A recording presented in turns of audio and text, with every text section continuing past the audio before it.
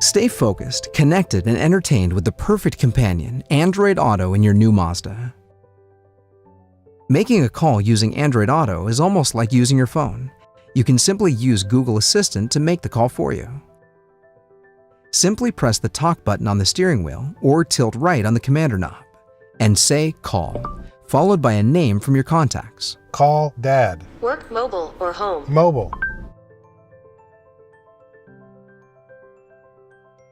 You can also use the commander knob to access your phone's apps. Bump or tilt the commander knob down and then scroll left or right to find the phone app.